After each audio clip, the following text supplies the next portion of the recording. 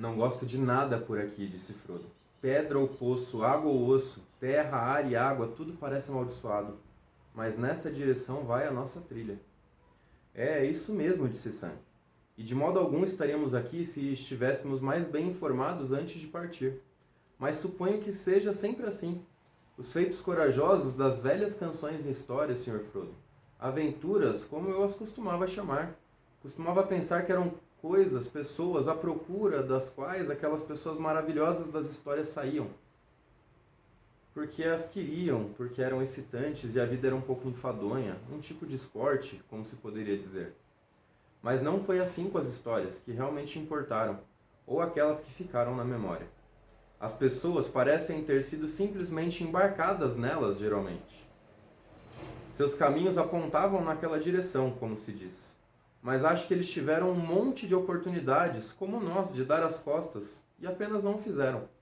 E se tivessem feito, não saberíamos, porque eles seriam esquecidos.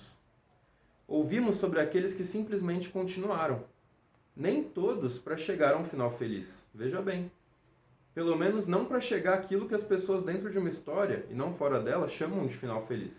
O senhor sabe, voltar para casa, descobrir que as coisas estão muito bem, embora não sejam exatamente iguais ao que eram. Mas essas não são sempre as melhores histórias de se escutar. Embora possam ser as melhores histórias para se embarcar nelas. Mas em que tipo de história teremos caído? Também fico pensando, disse Frodo. Mas não sei. E é assim que acontece com uma boa história de verdade. Pegue qualquer uma que você goste. Você pode saber ou supor que tipo de história é, com final triste ou final feliz. Mas as pessoas que fazem parte dela não sabem. E você não quer que elas saibam.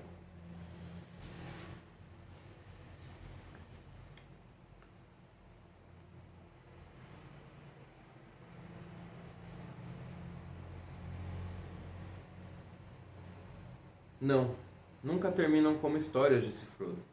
Mas as pessoas nelas vêm e vão quando seu papel termina. E o nosso papel vai terminar mais tarde ou mais cedo. E então poderemos descansar e dormir um pouco, disse Sam. E sorriu com um ar meio sombrio. E quero dizer exatamente isso, Sr. Frodo. Quero dizer, um simples descanso comum. E sono. E acordar para uma manhã de trabalho no jardim. Receio que isso seja tudo o que estou esperando todo o tempo. Todos os grandes planos importantes não são para pessoas como eu. Mesmo assim, fico imaginando se seremos colocados em canções e histórias. Estamos numa, é claro, mas quero dizer, transformados em palavras, o senhor sabe, contadas perto da lareira ou lidas em grandes livros com letras pretas e vermelhas anos e anos depois. E as pessoas vão dizer, vamos escutar sobre Frodo e o Anel. E eles vão dizer, sim, essa é uma das minhas histórias favoritas. Frodo foi muito corajoso, não foi, papai? Sim, meu filho, o mais famoso dos hobbits. E isso significa muito. Significa muito demais, disse Frodo. E riu, um riso longo e claro que vinha do fundo do seu coração. Um som assim não se ouvia naquelas partes desde que Sauron chegara à Terra-média. Sam, de repente, teve a impressão de que todas as pedras estavam escutando e todas as rochas se debruçavam sobre eles.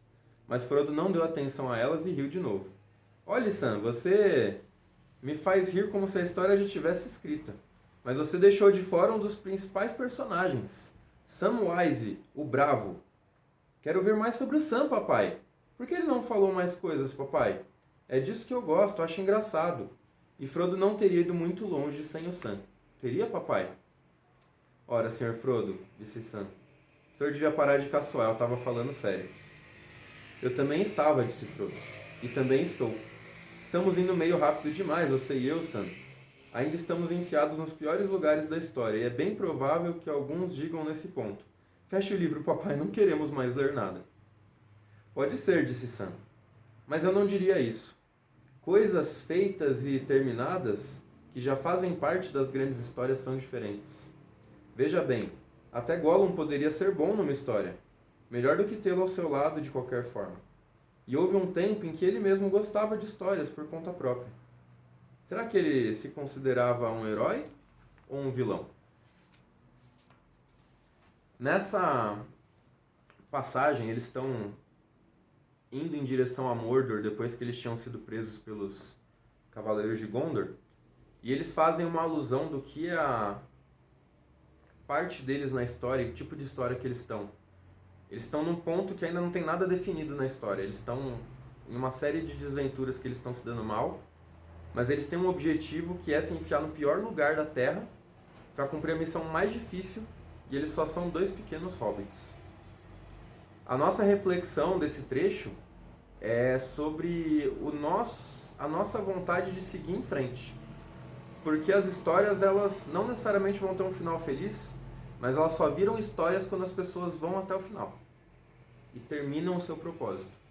Por mais adverso, por pior que esteja o lugar, o ambiente, você tem que encontrar um jeito de seguir em frente e chegar até o seu destino. Leis motivacionais com o Senhor dos Anéis, As Duas Torres.